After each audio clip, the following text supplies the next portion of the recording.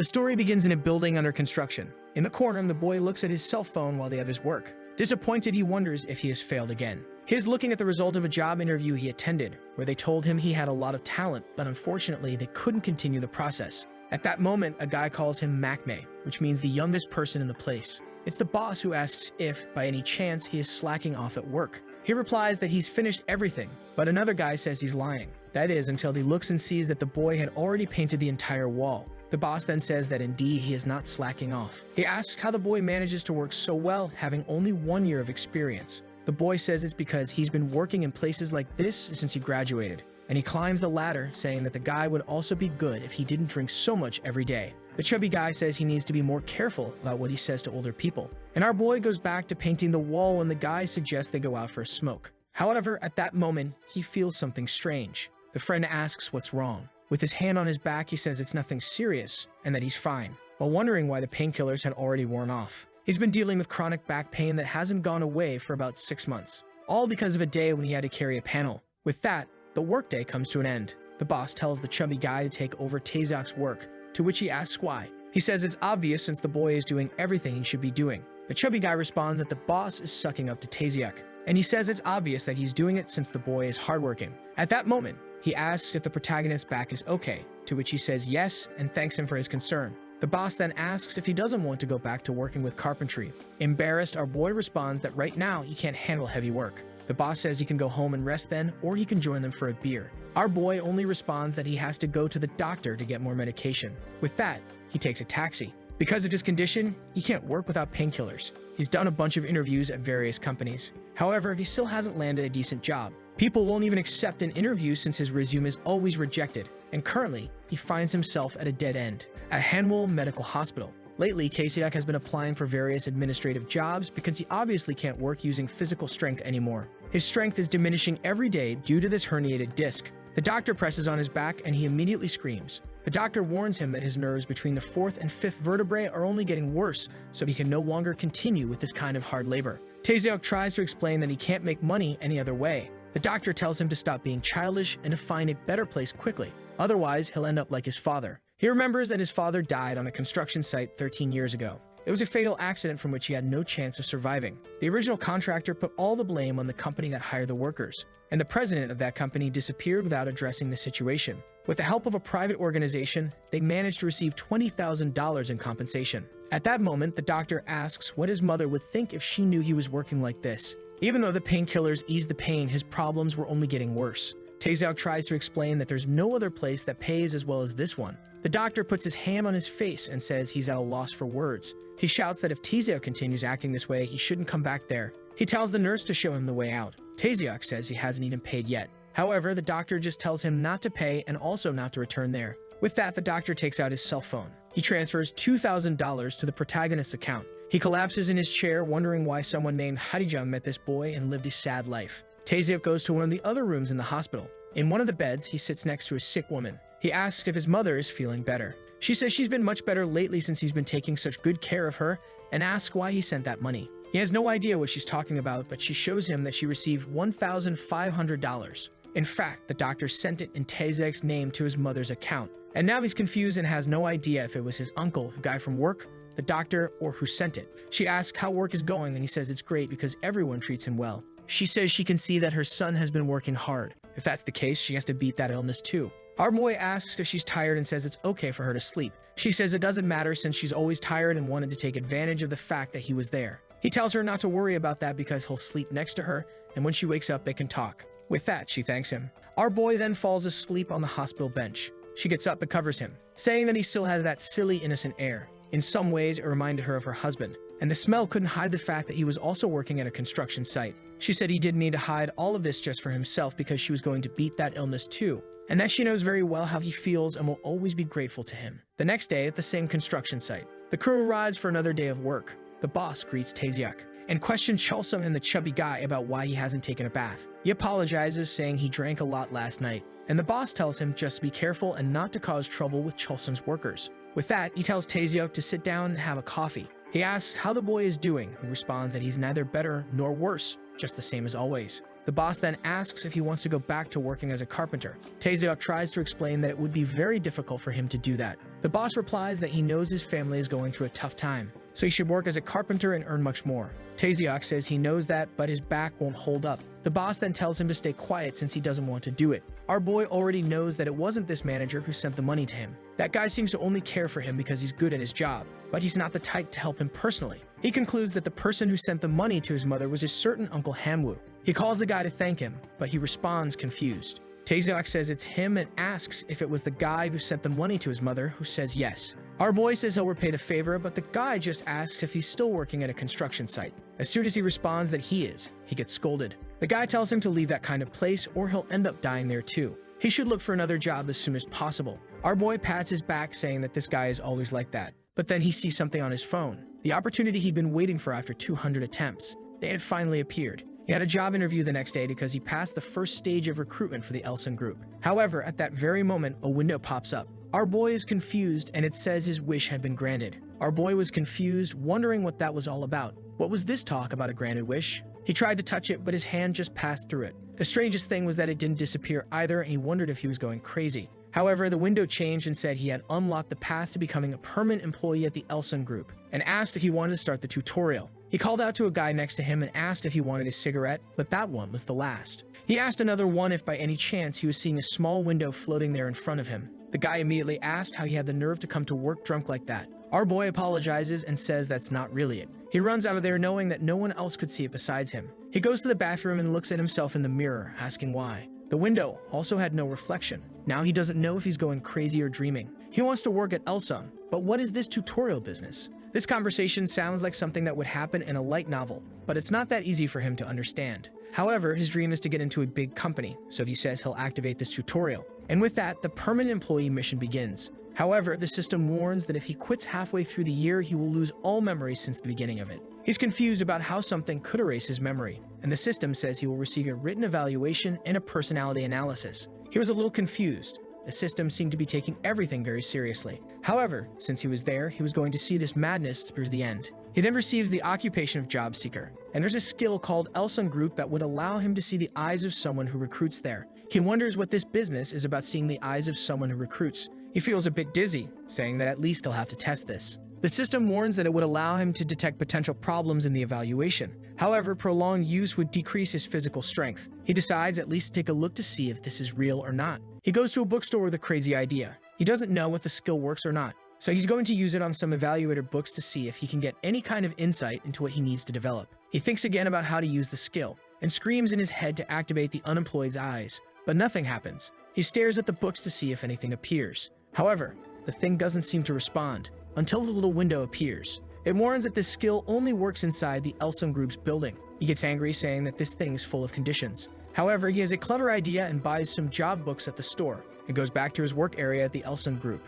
When he activated it, some parts of the books started to get highlighted. With that, he spent the entire night memorizing those problems and solving those questions. And then the day of the exam arrived. The system warned that he would have to wear a proper suit. However, the poor guy was struggling to contain his anxiety. But he wasn't going to give up, and so even under the hot sky, he was there reading the books and learning the material. On the way to the test, he tried his best to memorize everything he had read. He was annoyed at this system that talked too much, but it actually helped. When he arrived, the girl told him to go to the second floor, and that's when he saw them commenting. The system informed him that he had passed the dress code requirement. Even though the letter inviting him to the interview said to wear casual clothes, the system was right to tell him to wear a suit. This group is gigantic and controls various areas of counters. It makes sense that they have such a difficult selection process. With that, he goes to the personality test room, and as he imagined, is full of people and extremely competitive.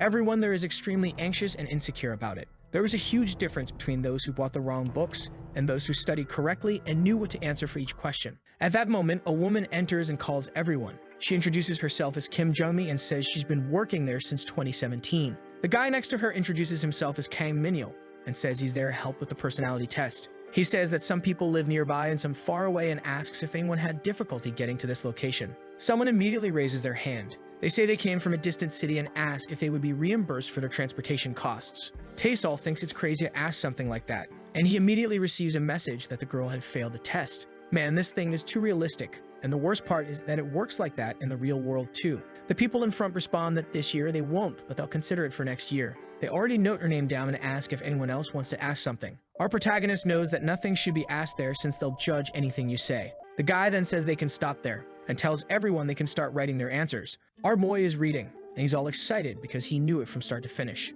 At the pace he was going, he literally just needed to write and would get everything right. Or maybe he should get some wrong. There were 200 questions with a 30-minute time limit.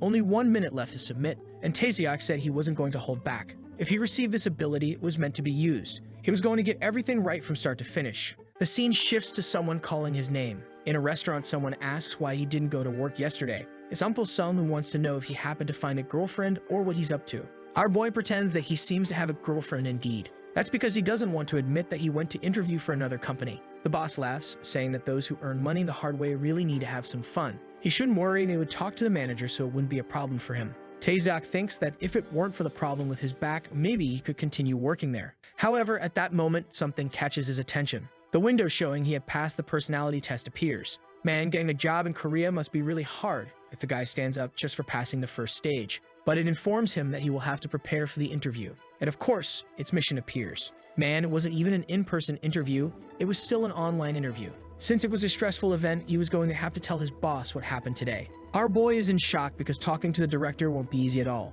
The reward was unknown, and if he failed, he would be sent to another construction site. At that moment, the phone of the friend in front of him rings. The director asks if Taeseok is there with him and tells him to send him over. The guy says okay, he'll let him know. Our boy gets up and says he knows he has to talk to the manager. The guy is impressed that he has the courage. Taeseok responds that the person who pays him, so he can't avoid the guy. And he was motivated since the system said he needed to go through a stressful event, and he was going after it. The scene shifts to him entering the office. The guy is just staring at him without saying anything, and says he's been thinking a lot about his situation. Starting tomorrow, he should go back to working as a carpenter. Taeseok says he doesn't think it's right to do that all of a sudden, but the boss says he's too young to be just working as a painter and shouldn't continue doing that. Our boy tries to explain that working as a painter is enough for him for now. The boss says he can find another painter quickly, but the only carpenter he knows is standing right in front of him. Taeseok didn't want to keep hearing that, but how was he going to respond? However, the little mission activates. He should listen to the director's story to the end, talk calmly, and show empathy. Our boy kept looking. Obviously, he wasn't at all interested in doing something like that, but he asked the boss to calm down and explain the situation better. The man says there's no carpenter on the second floor, so they won't be able to finish on time with the contract. If that happens, he'll lose millions just because of a few days. And he asks if the boy really won't help him. Taeseok knows he's the only one who stands to lose in this negotiation. However, he had no choice but to somehow agree. The man says he's begging and that it would only be for a few days or weeks. Our boy says at most for a week. The boss's face changes instantly, and he says he knew he could count on him. He narrowly avoided being sent to another construction site. That's because lately he seemed very stressed and wasn't enjoying working there. However, now he's glad he didn't fire the boy. He really saved him this time. He says he just had to make a quick call. He calls the boss and says everything will be resolved in at most a week. Our boy is just off to the side listening. A while later, when he's working, the boss calls him and tells him to come down from the ladder. He tells him to meet the manager from the Elson group. He comes down and introduces himself, saying it's a pleasure to meet the man. The man says his name is Choi Kidong and thanks him for his hard work. He thought the project wouldn't be completed on time, but thanks to him, he's very relieved. Our boy says it's good to be able to help while thinking that his back has been hurting more than ever this week. The man suggests they should celebrate by having a drink and invites Taeseok too. However, our boy apologizes, saying he has a doctor's appointment tonight. The scene changes to everyone at the hospital being shocked. The doctor is scolding Taeseok, saying he told him not to go back to that job. Our boy asks him to go easy on him because it hurts a lot. The doctor tells him to go to the second floor and get some physical therapy. Our boy knew the day of the interview was coming, and he just needed to hold on a little longer. The scene shifts to him in a suit, introducing himself as Kim Taeseok, and then he's surprised. The man he refused to go out for a drink with yesterday is standing right in front of him. He responds that it seems like this is the first time they're meeting and tells him to sit down. The interview was about to start, and he was going to call on Taeseok. But just as he was about to respond, someone said to wait a moment, and they mentioned they wanted to comment on something first. They asked a guy named Kang Minwoo to stand up. He then pointed out that the guy was wearing black pants and white socks, and asked what he thought about that. Minwoo responded that he indeed made a mistake with the combination. Man, is the guy going to lose the job because he wore white socks? Next time, he'll go barefoot. Our boy knew that this was called the pressure zone that the system had warned him about. Choi Kidong says it seems he knows about etiquette, but still dressed like that and wants to know why. That room was designed to chew on people's emotions and reveal their true nature. The boss asked why he wasn't responding, and he said he didn't know why. Choi Kidong asked if he didn't know how he felt or if he didn't know how to control his emotions. Minwoo remained silent, telling himself that he was being tested on patience and all he had to do was not respond. However, Choi Kidong was evaluating something else. He had already noticed that the guy was vulnerable to stress and couldn't even communicate under pressure. Moreover, he seemed unable to respond to different situations. He put a bunch of X next to the boy's name and told him to sit down. Thank God I'm a YouTuber because I would have failed this interview miserably. He then called on a girl named Choi Yoon-hee. He questioned why she had no experience and had never even worked a part-time job. Embarrassed, she said she was focusing on her studies. The man responded that it seems she's only good at studying, but that's not exactly what they're looking for. He told her to speak up properly and asked if she would treat customers like that. Man, the girl was destroyed with 3 words. Even I wouldn't hire her. Another CEO noticed that Choi Kidong had changed the order of the questions for another reason. He gave the boy time to prepare for the pressure of that interview, and so he called his name. All bright and shiny, he stood up with that slice system at his side, motivated, thinking that if he's come this far, he won't be eliminated for nothing. Choi Kidong asked which university he attended. He replied that he got his diploma through the credit system. It's a system where you can earn credits in various different classes and then trade them for almost a diploma. The man asks if he really never attended university, and our boy replies that's exactly the case. The man asks what he means by exactly. Was there something he didn't know? But the sly guy wasn't going to give up. He had to be honest and show his life. The goal was in some way to move those people's hearts. So he says that he had to earn money. The man says it's the same in the company and asks if he really dropped out of university just to earn money. Taeseok responds that yes, he did, but he doesn't regret it. He worked on construction sites during the day, and at night he studied to earn his diploma with the credits. He had never neglected his life. Even though he hadn't gone to university like the others, he studied as much as he could and received a certificate as a computer technician, famously known as the It King. He says he did everything he could to get the diploma through the system, while still earning money during the day. The boss seems impressed, gives a small smile, and says he understands. He glances at the other guy, who murmurs about what he understood. With that, he turns to Taeseok and asks how far he thinks he can go with the Elsun group. In theory, this was supposed to be a tough question, but he had already thought about it. He knows exactly why he wants to work for a big company. All he doesn't want is to have to depend on his body to earn money anymore,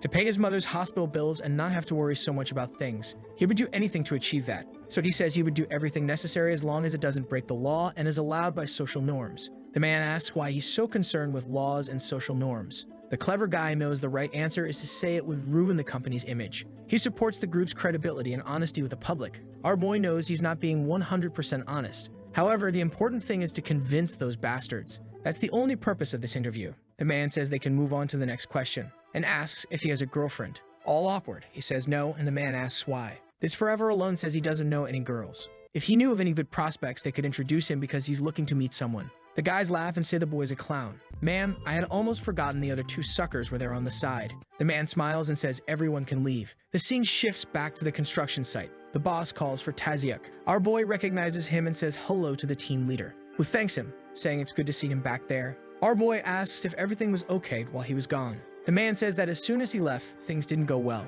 Our boy already imagines what happened. As usual, Chulsun must have caused some accident. At least he always comes to work, so eventually he'll get skilled. The man says they're going to have a company dinner and tells everyone to go. Our boy explains that team leader Kim Dong invited him to a dinner too. The man gets curious about why the team leader invited him. He was going to say it was because they worked together for a week and the boss cursed. But then a little window appeared. He should attend that company dinner and listen to the guys. The reward was unknown, but there was no penalty. He was confused. It was the first time there was a mission without a penalty. He had an idea and asked the boss what was being served today. The man said, obviously, it was grandma's soup. Taeseok then says he'll go with the other team leader because the guy is paying for meat for everyone. The guy celebrates, saying that eating meat is definitely better than that little soup. The boss says that's fine. They'll change the plans and go eat some meat. With that, the scene shifts to everyone toasting. And the boss says that lately things have been very frustrating. His brother has been working as a gas engineer for about 20 years. And even so, his salary is less than $4,000.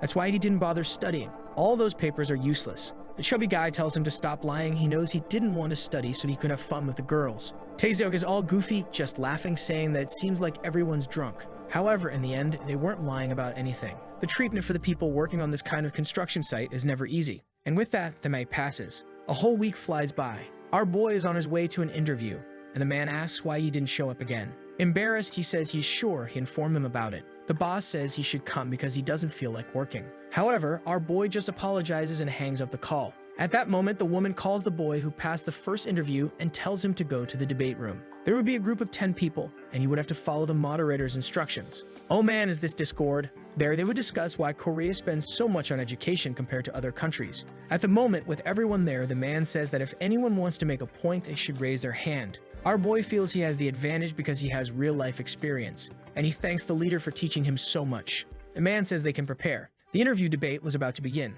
Man, this first job is really tough. The pressure is real. Then number 2 is called, and guess whose turn it is? Actually, I don't know because now they called number 3, a guy named Park In-soo, who says he understands that sometimes Korea spends a lot on human resources. However, that's why they became one of the top 10 world powers. Even though it's expensive, they need to continue training talent. Man, Taeseok thought this guy was amazing. So dumb he was. The question was about the cost being too high and how they would resolve it. However, he had no idea what he was talking about and responded with something unrelated. Another girl next to him introduces herself as Choi Yooni. She said that her family spent 300 million won to send her to school and believes that's because there are too few people in the country. They needed more support so people could have children. Our boy is just observing. The interviewer agrees and says that as families are getting smaller, the costs are now focused on a single individual, which is why they're higher. Maybe encouraging people is the best approach. Taeseok knows that's a good solution. But why would a company care about that when they're not a public institution? He then says he's number 2, Taeseok, and wants to present a different perspective.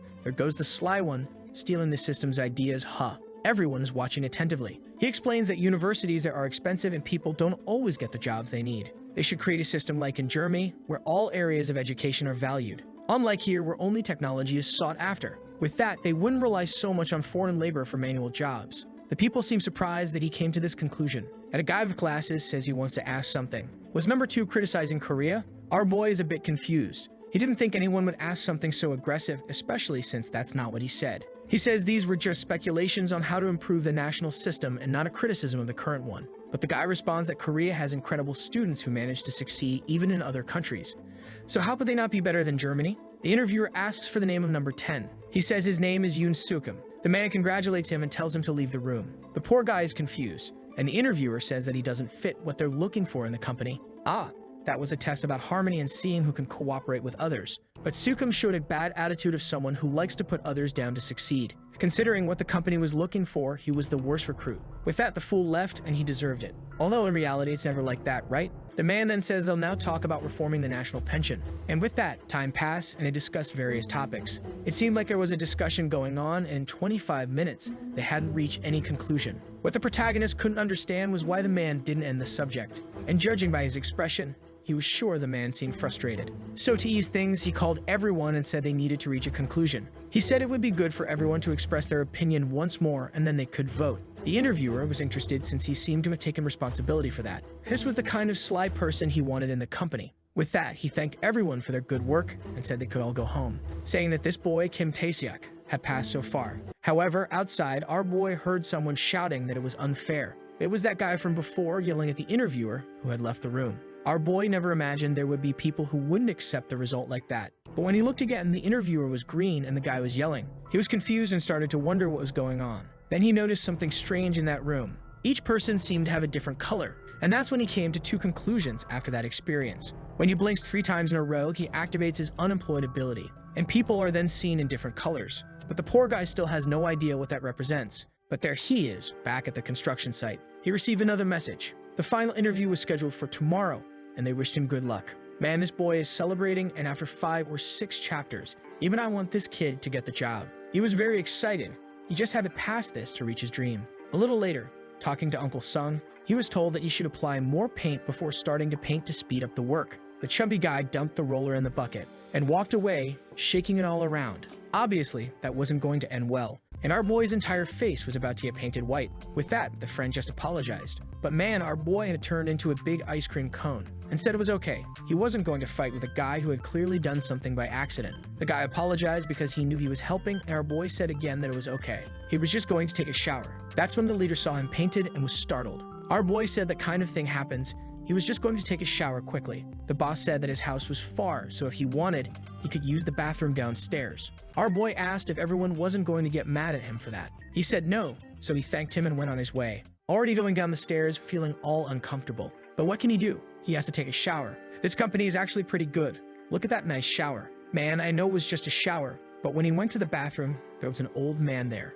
who asked what he was doing there, and our boy said he worked on the construction site. The man said it's a tough job and mentioned that he saw when he got splashed with paint. Our boy says it's fine and asks if the old man is the owner there. The man says he can't really call himself the owner, more like a shareholder. Impressed, our boy says it seems like something really good and asks if he earns well there. The man says yes, he earns enough, but nothing to be envied. Our boy says it looks like the old man works hard, and the old man compliments him as well. Out of nowhere, the old man dives into the water, and our boy asks why he doesn't get back up. Had he fainted? Calling out to the old man, he asks what happened. But as soon as he jumps in to help the man, the old man stands up and asks if he was afraid that the old guy had died. Our boy, confused, asks what that was all about, and the old man says he has a superstition. He needed to dive into that place to wash away all the sweat from his body. Our boy says he understands while still a bit confused by this craziness, but says the old man seems motivated and pretty healthy for his age. To which the old man responds that he always tries to exercise to stay active. Our boy says he admires that and mentions he has to get back to work.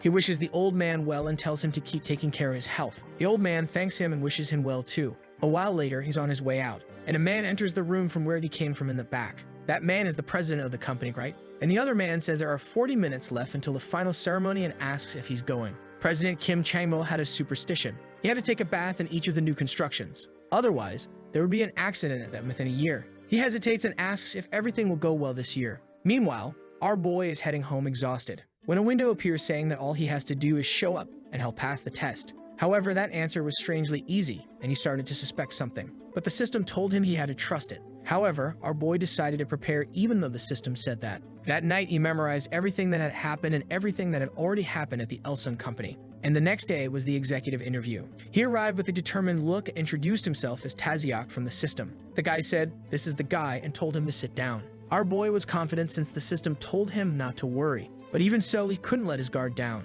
With that, he blinked 3 times to activate the unemployed eye. And strangely, this time the guys range from purple to dark blue. The man starts looking at the resume and says he's looking for any job, but it seems he didn't go to college. He turns to the guy next to him and says the boy doesn't have any education, who responds that it seems like he can still look for a position. The man says it must be one of those resumes you basically get from the government. Another boss looks at the guy next to him and says to bring his evaluation sheet. However, he's shocked to see that he got the highest score in all stages of the interview. Not even the people from the best universities were competing with the boy. The guy next to him says the code name for that boy is SSET. That was a way of saying he was a relative or descendant of the president, or someone who was only there because they had some personal connection. Trembling, the man asks what kind of job this guy is looking for. He responds that an office job would be good, but he'll do his best regardless of what he gets. The man says, "Okay then, you can leave." Our boy is shocked, asks if he heard that correctly. The guys respond yes and thank him for his hard work. As he leaves, they keep wondering if he's the CEO of the company or related to the president. Maybe this whole thing about him coming from a poor family was just to have that story of someone who started from the bottom. Fortunately,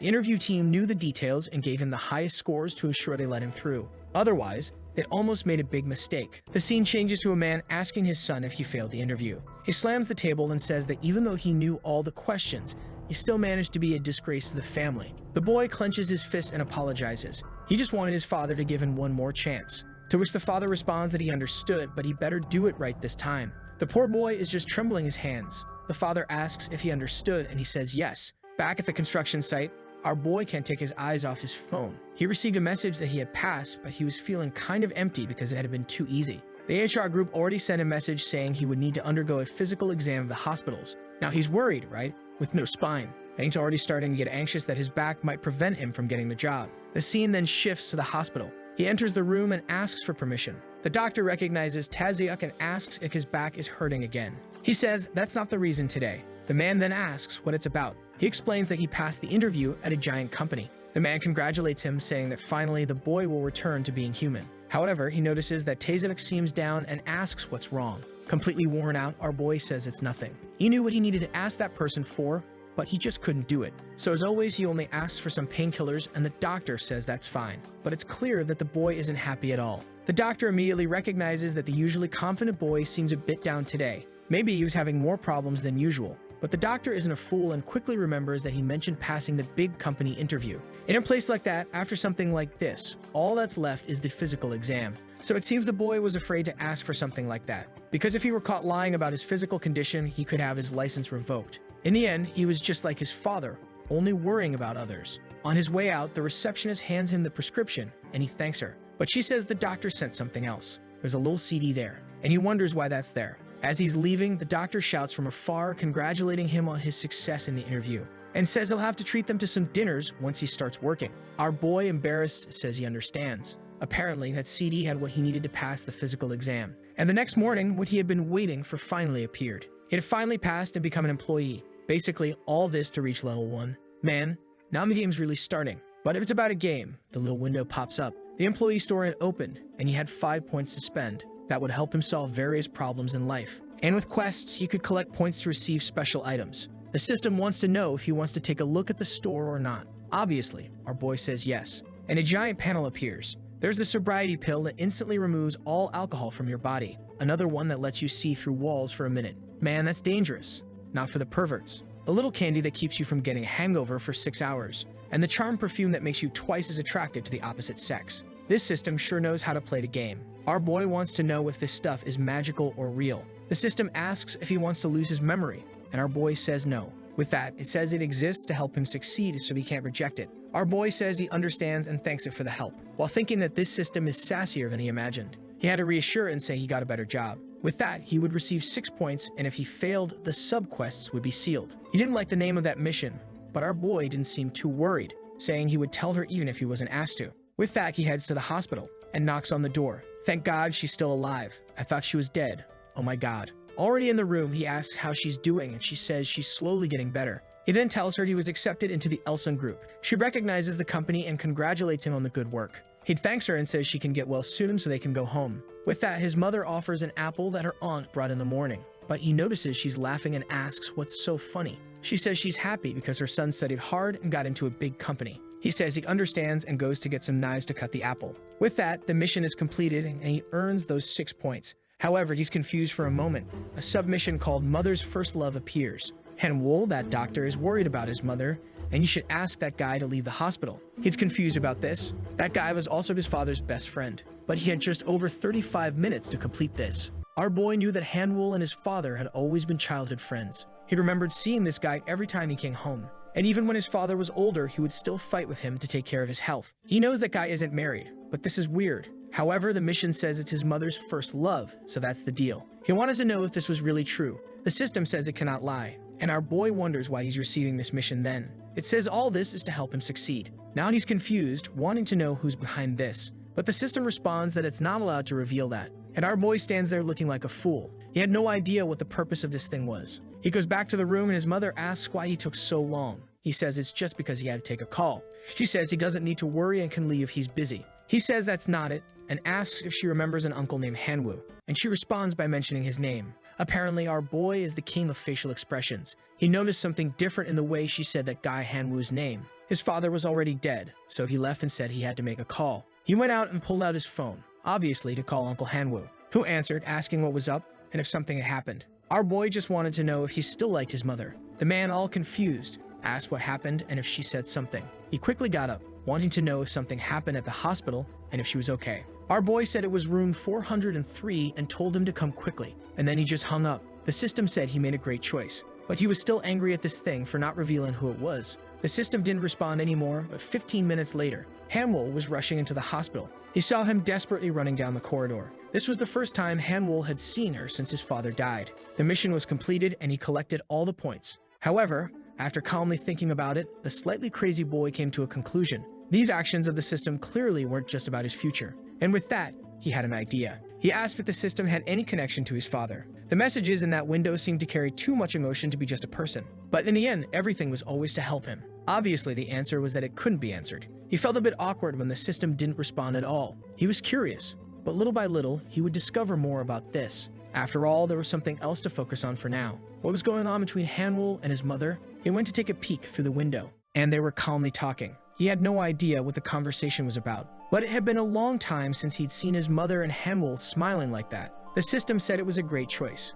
This system seems to be anti-widows. A little time passed. Han-Wool came out and asked if the boy was listening outside, to which he said no. He apologized for running in, and our boy said it was okay. He then said he was leaving and that he could call him for anything. But the boy called out to Han-Wool and asked if he still liked his mother. Out of nowhere, the thing turns into a romance, and the doctor is left deep in thought. He looked a little embarrassed and said he didn't know much about that. But our boy didn't like that answer. He asked Han-Wool if he could stay with her for 3 days, as he would be going to the company's training center. He knew it was asking a lot, given that Han-Wool was already sending money and also helped with the physical exam. But Hanwol just said his name, but our boy didn't let him say anything and said he was the only person he could count on to stay by her side at this moment. The man said he would go home to think because it wasn't an easy decision to make. Back at the apartment, the unstoppable routine at the construction site resumed. The leader told the group that starting tomorrow, they would begin working in another area. But at that moment, someone called out to the leader. It was Taeseok, who said he had something to say. The man asked if he wasn't going to take a few more days off again. Our boy said that wasn't the case this time. The man asked what it was then because lately he'd been absent quite a bit. And at that moment, Taeseok revealed that he had gotten an office job. The man said he hoped he wasn't quitting this job just to get paid peanuts elsewhere, because here, they pay pretty well. Our boy just apologized for not saying anything earlier, and revealed that he had been accepted into the Elson group. The boss's eyes merely popped out, and he asked what this Elson business was about. Our boy just revealed that unfortunately he wouldn't be coming back from tomorrow. The boss said it was hard to believe because he didn't come from a good university. Our boy said he couldn't believe it either, but somehow it worked out, and that's why he was there to tell him. The boss shouted, saying he worked hard to teach him, but in the end he did this. Our boy apologized, saying there wasn't much more he could say, and everyone fell silent. Then Cholson asked if they weren't going to have one last dinner since the boy was leaving. The boss didn't seem to like hearing that, and asked why he was talking about a farewell gathering when the boy was leaving the company like that. However, one of them, who was really excited, said he even called his wife. Man, the boy had just announced it. They should go out and have some soup and drinks. The boss wasn't happy about it. But the other guy said it was normal for people living paycheck to paycheck to end up doing this. At least Taeseok, who came to announce he was leaving, wanted to quit the company. The boss then said he wanted some pork bone soup. Our boy was a bit confused, and the man replied that since everyone wanted it, they would have that company dinner. Our boy, embarrassed, said it wasn't necessary. But the man responded that he wasn't doing it because he liked him, but because he was eager to curse him out all night. But our boy realized that even though the leader was angry, in the end he cared about him. At the dinner, the boss told him to take it seriously. Just because it was an office job didn't mean it would be easier. Our boy said he was motivated and would prepare himself as much as possible. The leader said it wasn't about that, but rather that everyone there had studied at the best universities. Our boy said he knew, but even so, he would stay focused and do his best. The man said that was fine, but if things didn't work out, he could come back anytime. He promised to secure a new position for the boy, even if he was busy. Smiling, our boy thanked him. The guy next to him even cleared his throat and said that if the boy had told them earlier, they would have given him something better. With that, he placed an envelope on the table. Confused, Taeseok asked what that was. The man just told him to take it. He needed to get used to accepting gifts from older people. It wasn't much money, but it was enough to at least buy a pair of shoes. These old guys are really nice people. Our boy thanked them but said it wasn't necessary, that he was fine. At that moment, Cholson grabbed it and said that since the boy didn't want it, he'd take it. The man asked what he was thinking, and Cholson said he also needed a new pair of shoes. The man said he didn't have any occasion that required nice shoes, and told Taeseok to accept it quickly, or he would get very angry. Our boy knew it was a simple gesture, but he could feel the affection they had for him. That day, he said goodbye to his colleagues at that company, and the next day, he joined the Elson group. While thinking that in this giant building, people are all nice, man, the boy arrived with a briefcase. Oh right, it's the training camp. He introduced himself to the man and gave his name. The man decided to check to see who he was. He said he was number 1 and told him to enter quickly. But just as he was about to go in, the other man told him to wait and asked if he was born in 1992. Our boy said no. The man asked if it was 1994 and he said yes. The man then told him to get on bus number 3. Our boy said he understood. He imagined there was probably someone with the exact same name as him, which was why there had been this confusion with the birth dates. With that, he sat on his little bench, and the staff announced that they would be heading to the Elsom training camp. Our boy was all blushing, now that he was a new employee. However, something in his pocket vibrated. It was Hanwoo, telling him not to worry about his mother and to work hard. Our boy was relieved to read that. He thanked him and said he would return safely. In the seats ahead, a man stood up. He introduced himself as Kim Min-sum and said he would be leading bus number 3 today. Everyone shouted, asking him to take care of them. The man said that since they were going to the 4-week training, no one's job there had been decided yet. Man, 4 weeks just to train for the company? That's crazy. However, the people seemed all confused. The man said he must have made a mistake and asked who had already chosen their job, but no one raised their hand either. The man said that at Elsom, training new employees was extremely important. They would be evaluated and observed and then given a job that suited them. He also joined the company after going through the same course they were about to go through. It was placed in the sales department because that's where he felt comfortable and could do well. One of the boys asked what happens if they receive a job they don't like. The man said in that case, they just had to stay in the top 10% of the training, as those could choose exactly where they would go. But the other 90% wouldn't have any choice. Even if they said they wanted to work in another department, maybe their wish wouldn't be granted. However, they had a system where if, after a year, you still felt you weren't well suited to that position, you could request another one. but he didn't recommend it much. You could end up being seen poorly by the team you worked with that first year. Our boy suffered, realizing how seriously they took capitalism there, already understanding how serious getting into this company was. And the most dangerous thing was being seen poorly by others. He didn't want people to find out that his back needed surgery, because if he lost the job because of that, he'd have to start from scratch again. That's why he was going to stay strong. The buses were heading to the city of Sako. Everything was new and unfamiliar to our boy, but he was excited because the system was backing him up. With that, they arrived at what seemed to be the company's military base. Min-sung got out and told everyone to follow him. He passed the message that they would receive personal items, some gym clothes, and anything else they needed. Everyone then began to register. The man told our boy that he would be in room B13 on the 3rd floor. Of course, the rooms were divided by gender. They wouldn't put everyone in the same room. They were there to work and not that kind of work. Our boy then went to the little place where he would sleep. He entered the room and saw that it was empty, but at least it was just for 2 people. He quickly grabbed the gym clothes the man had given him.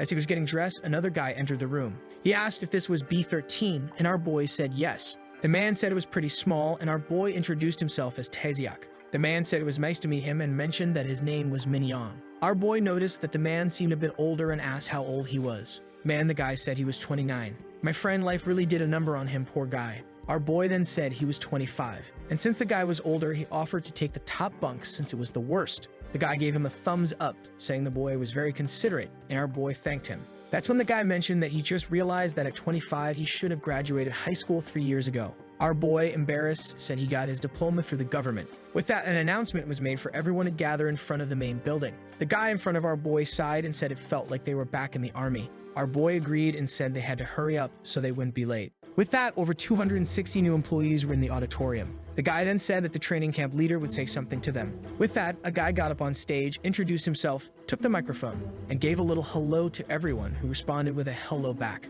But this guy must watch too many motivational videos because he suddenly shouted, asking where everyone's voice was. Man, it felt like I was at one of those seminars where they sell courses and everyone shouted together. The coach introduced himself as Yoon Sunwook and said he worked as the director of the electronics department until last year. But this year, he was in charge of training all the new employees. They were one of the top 5 companies in Korea, but it hadn't always been that way. The guy told a sad story saying that in 1960, they went to Japan just to import technology. He asked if anyone knew where the first refrigerator in Korea was made and told them to raise their hand. Someone immediately said it was made at Elsung. The speaker said yes and mentioned that it took 4 years just to develop that first one. It was a lot of trial and error to make that thing happen. At that time, it was extremely expensive, but now every household has one. Our boy thought that the speaker's words were about the company's present, past, and future. All of it was to make them realize that they were now part of a single unit. And the guy shouted, saying that from now on, they're at the training camp. They were all Elsung employees. A little later, the guy named Min Soo announced that they would have to work until 10 o'clock.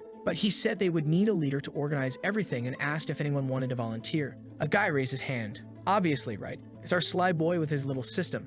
I'd raise my hand too. He glanced to the side, and there was competition. Did you think it was easy to be a leader here in the world of motivational speakers? Even these guys are watching Thiago Finch, and our boy saw that about 6 people were competing for it.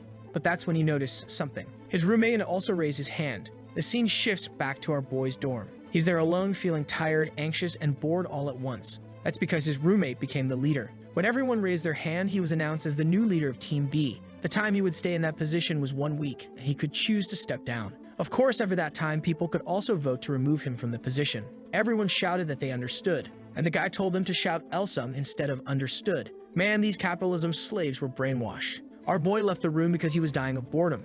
Outside, everyone was working hard, while talking a lot. He figured it might be a good time to take a shower and relax. The problem was that there was a public laundry room, a public bathroom, a public sink, and a public mirror. There were TVs everywhere, and he barely had any personal space. Man, you have your room. Are you tired? Go back there, dummy. Apparently, he went to the dungeon. He put his hand on the doorknob, saying he was going to do it. That was nothing. He was already shirtless. He had always worked on construction sites. Sometimes he couldn't even take a shower, so he just slept on a pile of wood. And when they had no money to eat, it was black instant noodles on the floor. That corporate place was nothing to him, and it was emptier than he expected. But he knew that those who had only studied and never worked in a company would have a hard time dealing with a place full of cliques. And obviously, the seniors would be hanging around taking notes on everything. It's a bit peculiar to see these guys showering and that guy with a notebook in hand, right? I don't know, man. Back in the room, our boy was extremely busy, clearly working hard. Of course, he was studying, right, folks?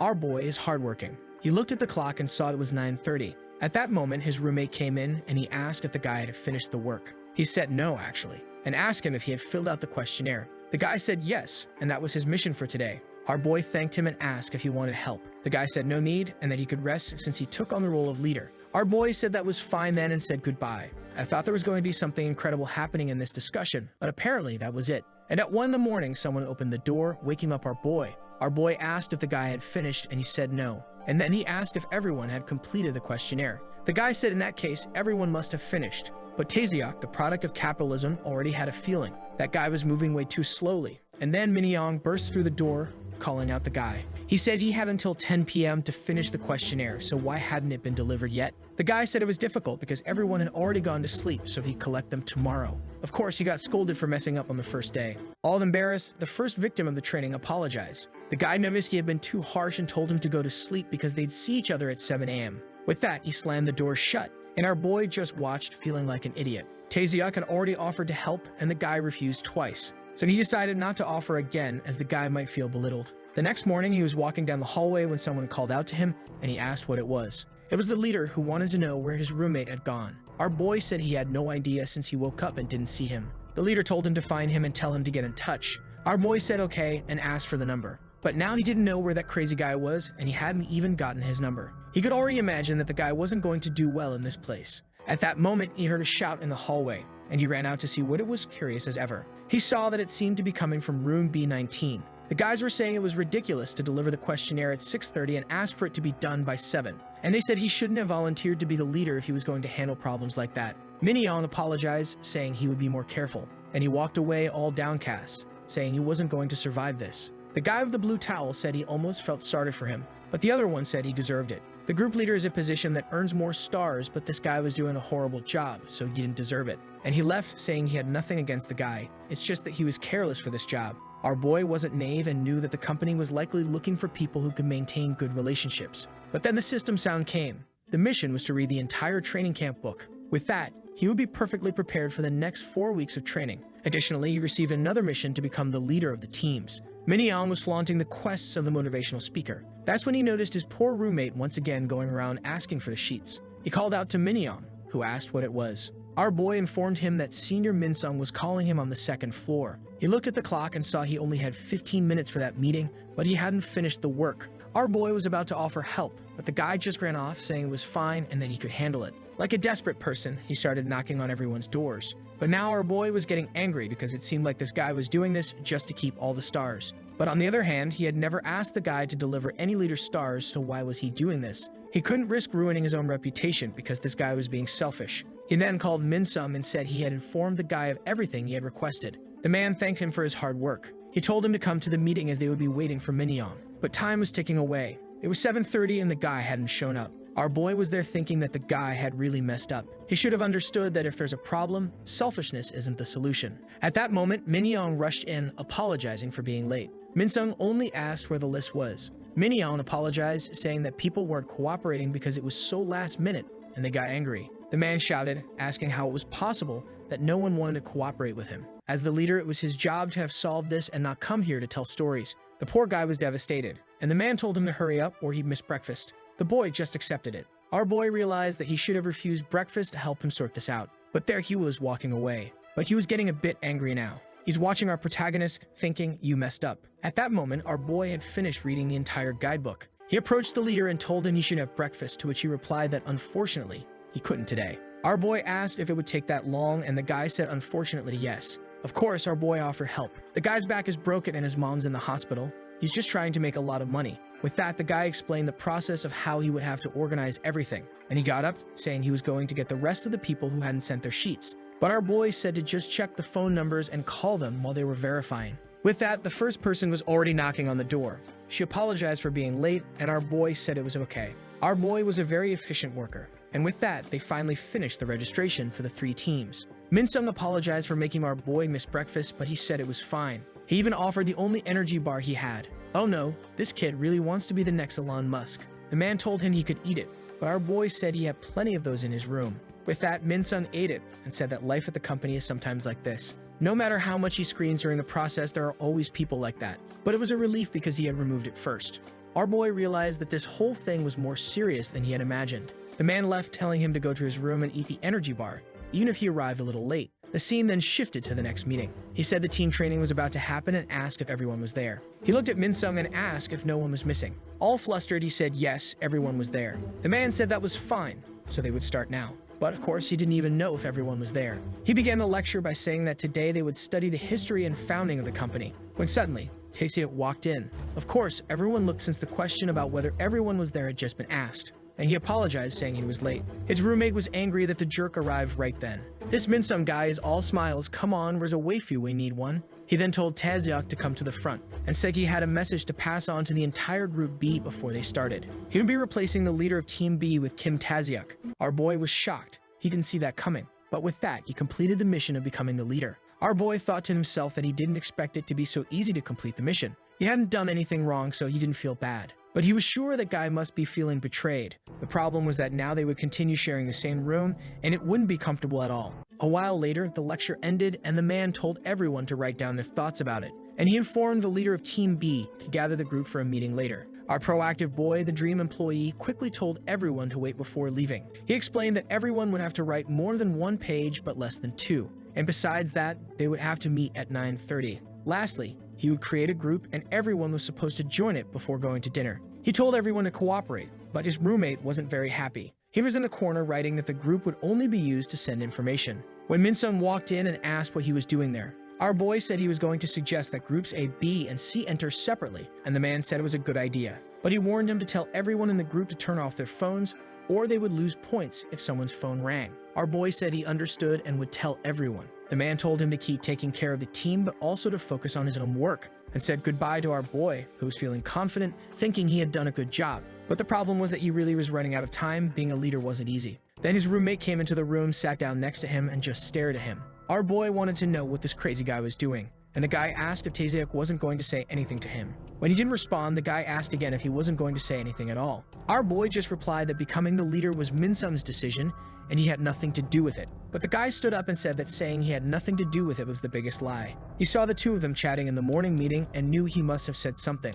Our boy explained that it was Min-sung who suggested the 3 of them go have breakfast together afterward. But the guy said he didn't believe it, and that was a lame excuse. Our boy just sighed, realizing it wasn't going to be easy to convince this guy. He stood up, saying there had been a misunderstanding, but he couldn't explain it now, and told him to come back and talk when he was feeling better. But the guy cursed at him, told him to stay put, and asked where he was going. Man, our boy just closed the door and said goodbye. The scene shifted to the meeting room. They were just hanging out when someone knocked on the door, asking to come in. It was Min-yeom who asked to change rooms. Min-sung asked why that was. He replied that he couldn't stay with the same roommate. Min-sung asked if his roommate was Tae-seok. The guy said yes, and that he wanted either him or Tae-seok to move out. Of course, the man didn't hold back and asked if he wanted to move because he lost the leader position. If that was really the case, he was disappointed. But Min-yeong said he was disappointed with a guy who was a backstabber and sucked up to others. Another person in the room even got up, but his friend told him it was better not to get involved. And Min-yeong kept shouting, asking if it was right for a new employee to be stabbing his friend in the back. He was sure that Tae-seok was jealous and just wanted to grab the stars he was supposed to get.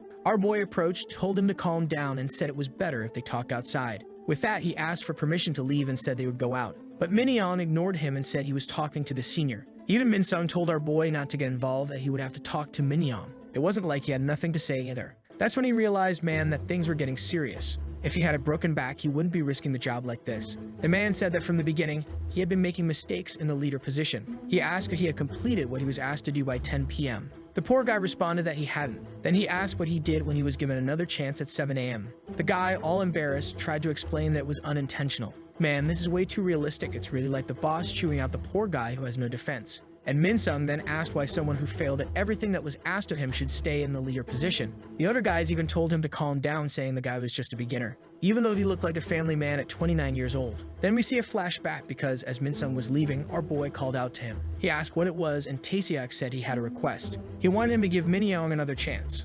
And Min-sung revealed this, saying that Tae-seok stood by him until the end. He asked if he knew why he lost this opportunity that the so-called traitor created. It was because of the moment when he obviously asked if anyone was missing, and he said no. If he had honestly responded that someone was missing, he wouldn't have lost the position. Our boy was standing at the door like a fool. What can you do, right? And the boss said that since he wanted to change rooms, he'd make sure that wish was granted. He was to pack up his things and leave the training camp that night. The scene shifts to the staircase, and our boy tells his friend that he hadn't said anything. He should wait until dinner and try to apologize to the senior so as not to lose his job. The guy was probably just upset because he hadn't eaten all day. After eating, he would probably forgive him.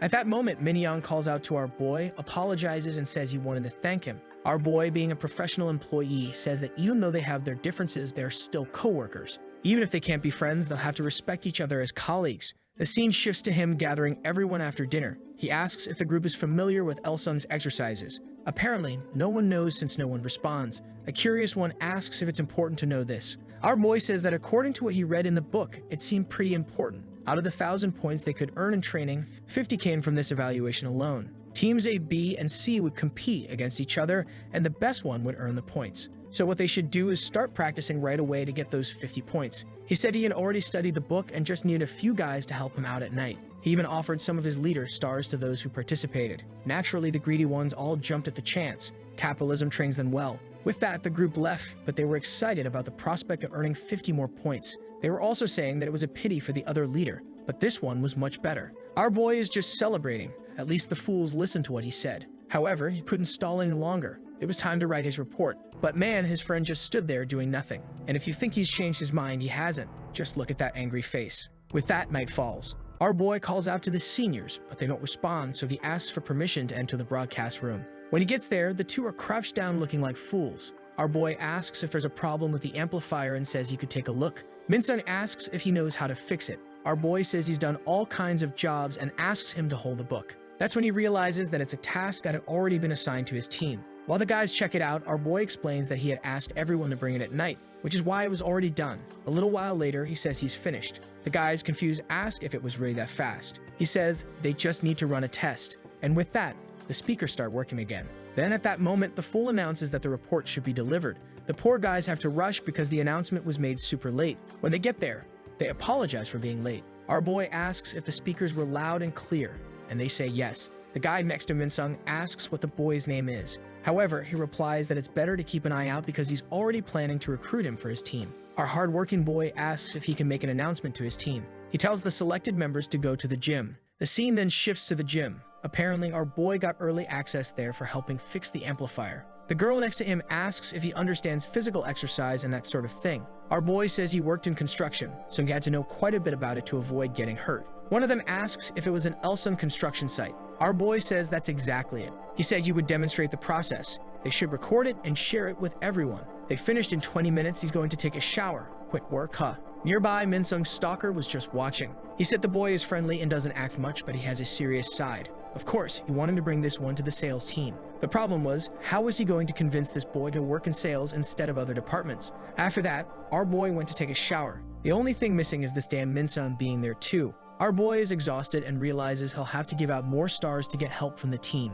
As our boy was about to enter his room, he heard someone saying they'd been stabbed in the back. The mother asks what happened and if she should visit the company. Our boy is just listening, and of course it's Min-young saying that he's about to turn 30 and she can't do that. But the mother insists, saying they're mistreating her baby. She says she's going to visit, but the guy in bed says it's not necessary. Our boy stays outside on his phone. He decides to give his mother a call, that damn capitalist he had forgotten. He chats a bit, asks how things are going and how the treatment is, and she says everything is fine. Later that night, he uploaded the video that helps everyone earn more points in gymnastics. Everyone was thanking him, saying the new leader was incredible and that they were all going to watch it. Our boy was all smiles, but then he started to drift off to sleep. The next day, he woke up to the system flashing. The message said that he had officially become a new employee. The boy was now going to start receiving a salary, and he was officially a new employee. Our boy had no idea because he hadn't been informed of anything, but it seems someone did something about it. The system then said his vision would receive an upgrade. He clicked on the little message to see what it was. That little potion transformed the unemployed eye into the eye of a new employee. Our boy asked the system how to purchase it. The system said he just had to say buy while thinking of the item's name. So he repeated the action on a potion, and it started to leave the little window. Man, it was a physical item. It was thrown right at him. Meanwhile, his childhood best friend was waking up downstairs, telling him to keep quiet because he was being too loud. At 5:55 a.m., our boy left the room. It seems some guys were taking care of something for the leader, and he said he would take over now. Obviously, being so early, he was a bit exhausted. However, he enjoyed being alone in all that silence. Maybe it was the perfect time to check that thing out. A while later, a guy announced that they would be receiving another evaluation and a test. But now our boy, with his upgraded eye, was prepared. He spent the points and would already know most of the right answers. Later, the group was doing those exercises. The first pretty woman in this outfit was impressed that Team B was so good at gymnastics. Our boy was proud of his team who had been practicing hard and thanked the fools for their hard work. The scene shifts to the study room. A guy asked why our boy studied so much and why he was making those summaries. Our boy replied that he wanted to get a good grade so he could choose a good department. Time passed. Everyone was struggling while our boy was focused. Right, clever one? It's easy with a hack. But he's kind-hearted too, and occasionally he would drop a hint here and there, maybe about what might be on the test. It was Friday already, and Min-sung warned everyone not to even think about cheating since it would be the worst thing they could do. Those who studied with our boy took the test and found it easy. Even the waitress were impressed. Everyone in the boys' group had smiles on their faces, and the game of cheating was acing it, right? That night, the results were out, and everyone was eager to see them. Our boy went to take a look. Everyone's scores were displayed, and our boy, Kim Tae-seok, oh look, he was in first place. Like really first. And one day in second. Hey, why are you glowing, boy? What's that name? Who are you? He heard someone complaining right behind him, and when he looked, it was Min-young with a foolish look on his face. Our boy decided to take a look to see if this guy had even studied anything. It turns out he almost did the opposite of acing it, marking answers randomly. I think it could have gone better than that guy. Our boy was walking around thinking he had nothing to do with that guy's grades. Meanwhile, his friends on the other side were all clapping, saying it was amazing to have a leader who was in first place. Everyone also said that his study group was all in the top 5. That's crazy. He said it was no big deal. However, the girl next to him said he was incredible. With these friends, he headed to his room and waved goodbye. He was walking around knowing that he only got first place because of the employee's eye. The problem now was that he was feeling insecure since he was drawing too much attention. And there was someone right on his tail, observing him, right? Wondering if that's the so-called Kim Tae-seok. Oh, but she said he's different from when he was younger. Do you know our boy from back then? She turns around thinking she'll figure it out later. But here comes a little window.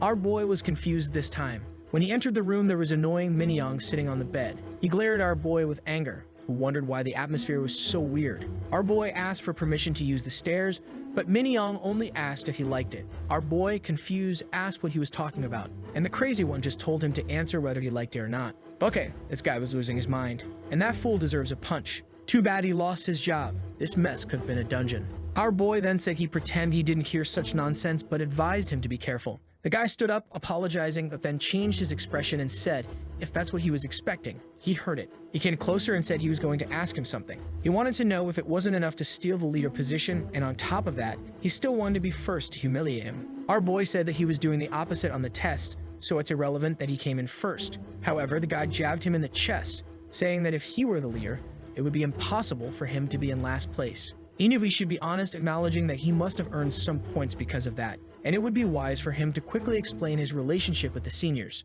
The guy kept poking our boy, saying he should reveal why he was replaced. Apparently, there's some connection. Either he knew someone in the family, or it looks like he paid some money. Our boy, losing his patience, told him to choose his words more carefully. He blocked the guy's hand, telling him to stop with that nonsense, and said that if he wanted to accuse him of something, he should first find some evidence. However, of course, the guy then claimed that it seemed like he had been hit. He dramatically said his arm hurt and his wrist was in pain. He collapsed to the ground like he was sick, asking why it hurt so much and if it had been broken. Our boy said patience has its limits and he should stop with this. But the guy stood up and asked if he thought his reaction was exaggerated. Tae-seok replied that everything that happened was his own fault, but Min-young insisted that it was all unfair and that it was indeed Tae-seok's fault. If he were going to be fired, he would take Tae-seok down with him. He started screaming, claiming he was being beaten and calling for help, but no one was outside to hear it. Night fell. Our boy was sitting on a bench in the park, calm and solitary, but deep in thought, seemingly unsure of what to do, until a girl in a skirt approached him. She asked if he was Tae-seok. Man, I thought she'd be prettier. She almost looks like a man in a wig, but alright, he said yes, he was Tae-seok. She said that it seemed like he was quite arrogant. Confused, our boy asked what she was talking about. She said she'd get straight to the point and asked if he gave money to Assistant Min-sung. Our boy seemed to understand what was going on. He said he had no idea where she heard that, but he had never done anything like that. The woman said there were suspicions that Min-sung leaked the answers, which is why he got that grade.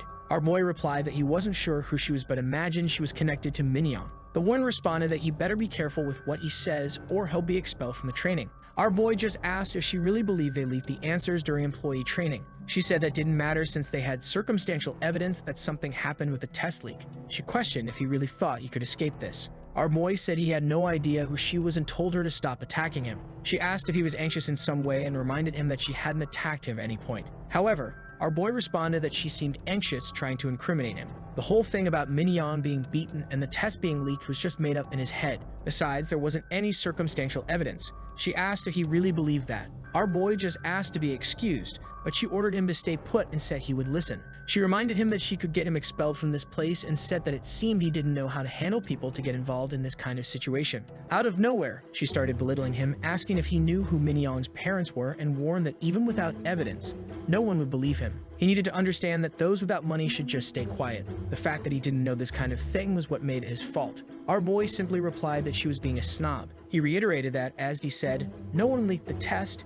and he only passed because he studied with his classmates, and that the whole idea of him bribing Min-sung didn't make any sense. He didn't even have money to attend a university and still work on construction sites. And apparently, she thought it was wrong for someone who didn't go to a good university to get the highest grade. He walked away, saying he wouldn't talk to her anymore. She was left angry, wondering how the damn training could treat her like that. As he was walking away, a car passed by him. The woman from the company apologized for the madam and had to go over there. And the lady in the red dress said she had to come late like this because her son was being beaten at the company. She started getting more and more upset, and the employee tried to calm her down, saying she couldn't do something like that. Our boy was just observing from the side, right? You can already guess who it is. She entered shouting that she had ordered them to take care of her son. So why was this happening? The employee just tried to calm her down, saying this was a training place. Our boy already knew it involved the damn Min-young, and the woman glanced at him. But our boy was thinking that in the end, the one buying others was this guy. The scene shifts to Min-sung, exhausted. Our boy walks by and asks what happened. Min-young's father was in the National Assembly, and it seemed like now he was going to lose his job.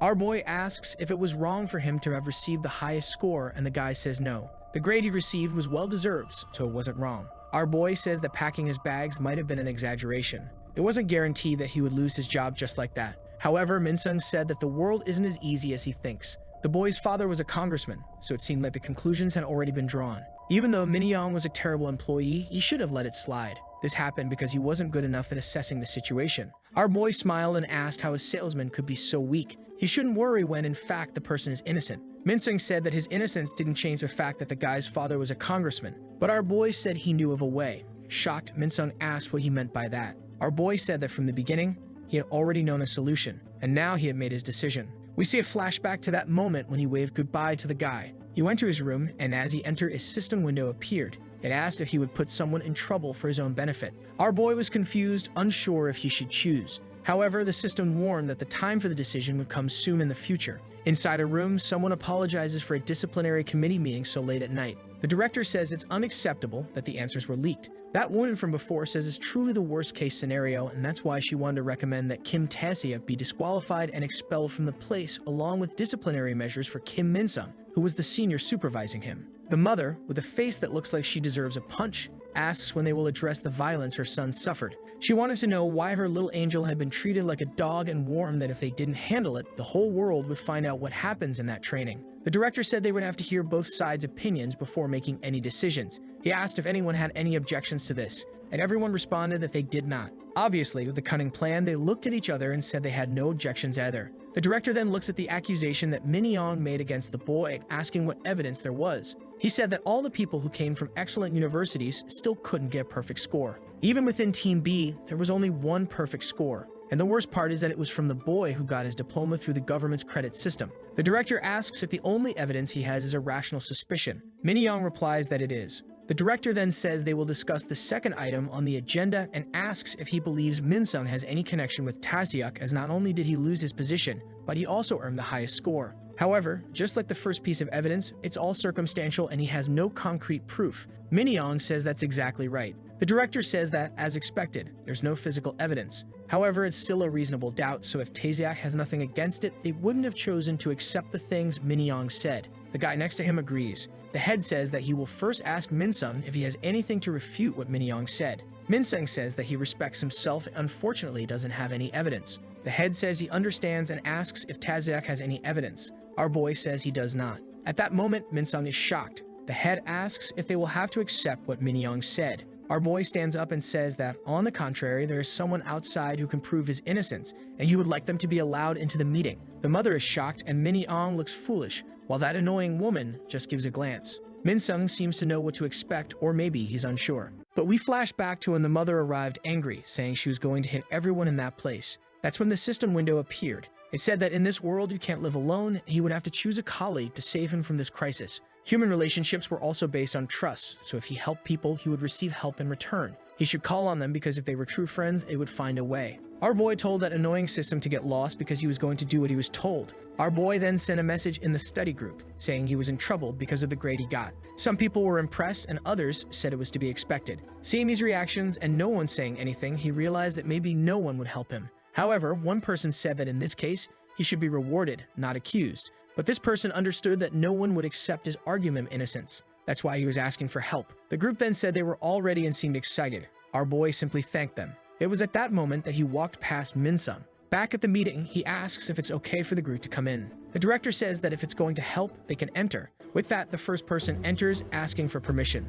It's Choi Jin-young, the guy who studied every day with our boy. The leader asks if he knows what Tae-seok is being accused of and if he has any evidence. He says yes, and that he has the evidence and asks for the evaluation papers. The chief looks at the guy next to him and asks him to bring them. Jin-young then throws some papers on the table and says that these are what he's been studying with leader Tae-seok. The director questions how this is evidence and what it explains. The guy says that all of them studied together with Tae-seok all night long, and in front of them, each one missed one question while he got everything right. The chief remarked that it was obvious. Clearly, more information was leaked than they had initially thought. However, he says that would be the case if they hadn't all missed different questions. The guy mentions that they could have intentionally missed one or two, but the director tells him to continue. Jin-young then says that there's also a list of everyone who missed less than 3 questions on the entire test, and they have received signatures from everyone to prove that it was accurate. The guy said that was fine and that they would take a look. And sure enough, when it comes to the test, many people indeed missed fewer than 3 questions. Jin-young states that the problem isn't that the test was leaked,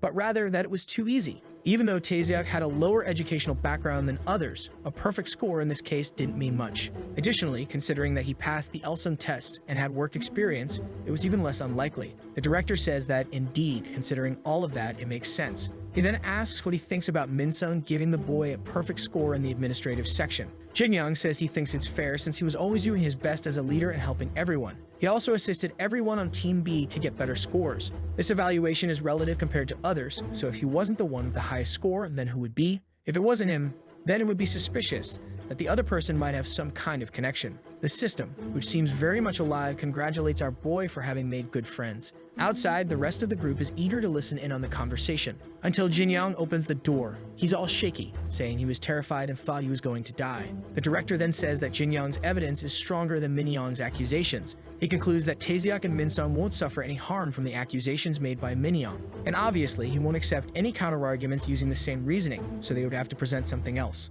The mother bangs on the table and asks if Tae-seok is saying that her son is a liar. Even if he got a perfect score on that test, she wanted to know what was going on with him supposedly hitting her son. However, Min-sung stands up and says he's had enough of this. Our boy tells him to calm down or he'll lose his job, but he insists that he's sure Tae-seok never laid a hand on Min-young and that they were just doing this to wrong him for no reason. Our boy says there's no need for this and asks him to calm down. The strange Min-sung asks if he has any proof, and with no other choice, he just sits down with a frown. Our boy was just observing, and now the mother and son were starting to feel confident. Our boy then calls out to the director and says he will provide evidence of the alleged violence. Back to the system, when it asked if he would cause trouble for someone for his own benefit, our boy wondered if he really had to choose. The system warned that it wasn't time for that decision yet, but it would be better if he prepared. It advised him to keep the voice recorder on his phone running for an hour. The moment to use it would come soon, so he should be ready. That was when he entered the room and found Min-young. Back at the meeting, he plays the recording, and of course, the whole conversation begins to play out.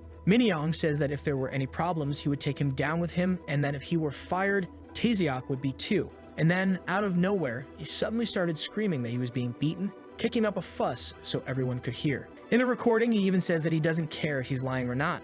There was no one outside, so he was going to shout that he was being hit. Now the woman realized she had no way out, and the mother noticed that it would be difficult to argue against this. Obviously, the director was very serious. Our boy says that he's been doing this for over 10 minutes and asks if they want to continue listening. Now the mother glares at her son, and boy, our boy is raised with a threat, right? He says he heard that his father is one of the top congressmen and imagines what would happen if this audio were made public. So he should admit his mistake and leave the training field, and then he'll delete those files. He received 3 false accusations from the same person, so he's being merciful in letting the guy leave like this. The president says that if he really accepts this kind of conclusion, he has no problem with it. And now the son is being disciplined. Meanwhile, the woman with glasses realizes she backed the wrong side, doesn't she, fool? The scene shifts to the mother leaving in the car. Someone calls out to Senior Yeon-young. It's a mention that she seems to know how to bow down. Man, he could be fired for harassment at this rate. He was curious why she appeared when she normally wouldn't get involved in this. Was she going to get a car or a house from Min Young's mother? She just told him not to get involved as it had nothing to do with him.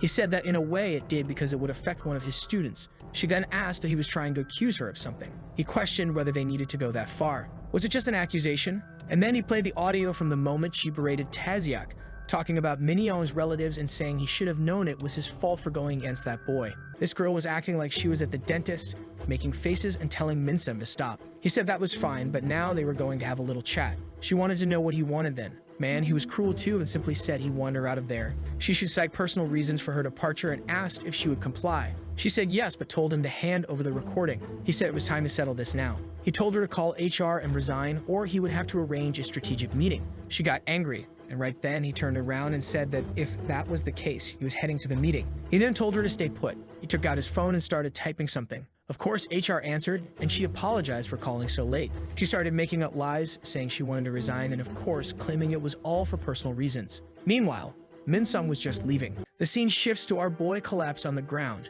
It had been much more exhausting than he expected. With that, it was announced that the woman had lost her job and that fool Min Young had been kicked out. The scene jumps forward a bit to when they are preparing for a trip. Our boy is just calling Team B and telling them to get on bus 3. Then someone approaches the boy. She comes up all friendly, asking if he is the leader of Team B, known as Taeseok. Our boy is all flustered, isn't he? She stands there, waiting for him to shake her hand. And the fool starts wiping his shirt, saying he was too dirty. He then leans in, all red, and says he's never seen her around. She introduces herself as Siu Yanji and remembers that she was the one who placed second. She must be angry. She says that this week she's the leader of Team C, and he asks what happened to her. She says it's common for leaders to change weekly, but apparently Team B wasn't interested in changing. That's when he realized he had been kept as the leader and hadn't even noticed. She says it's interesting that he didn't even realize that, but she'd like to know when he'll let go of her hand. He says her name then and says he remembers now. She finds it odd and asks if he's really that Kim Taeseok. Apparently, there's another Kim Taeseok around. He says he saw her name in second place and says it's impressive, but she says it's not right for him who came in first to say something like that, and that it seems like he's saying it to hurt her. Our boy apologizes and says he spoke without thinking. She says it's okay, she was just being a little playful. Her outfit doesn't scream waifu, it's all business attire. She says that if he joins the planning office, they'll be seeing more of each other in the future. Our boy, confused, asks what that is. And the system says it's the best group of thinkers in the company, and the salary ranges from 0 to infinity. Seeing the infinity part, our boy is shocked. She asks why he's staring at her back so much, and he says it's nothing, he's just crazy. She says that tomorrow is the weekend and they'll have some free time. So what does he think about dinner? Our boy, all awkward, asks if it's a dinner for 2, like how? She says she thought it would be okay just the 2 of them. She wanted to have some strategic meetings with him since she needed to be in the top 5 to get the position she wanted. And she imagines he also wants the company of another top-ranked person. She tells our boy to take her number, you sly one. She was sure it wouldn't hurt for the 2 of them to get closer since they both wanted a good position. With that, she looked at the clock and said she had to go lead her team. I've never seen this boy so flustered. He told her she could go. With that, she left and couldn't take his eyes off her. However, she turned around and said that no matter what their colleagues did, they were now an alliance. Man, she already made her way into his heart. However, in the background, there's another guy. Clearly, he observed everything, and that blush on his face says a lot. Our boy was all confused. He knew that it didn't seem like a very pure intention. The problem was that it was also hard to understand what she was really after. He was a bit worried. The scene shifts to her observing a board. Of course, she was just keeping an eye on our boy, and another boy who was at the very bottom. She had some interesting information. The president's son, named our boy, was at this training place. So that guy we saw at the beginning talking to the president is also named Kim Taeseok, and she says that considering everything, the top one must be the president's son. It wouldn't make sense for him to be at the bottom. But later that night, our boy went to bother Jin Yang. He opened by asking what he wanted to talk about so late at night. Our boy was traumatized after Min Young and was planning to bring his friend along to the meeting. His friend said he had no intention of eating. He didn't feel like going out.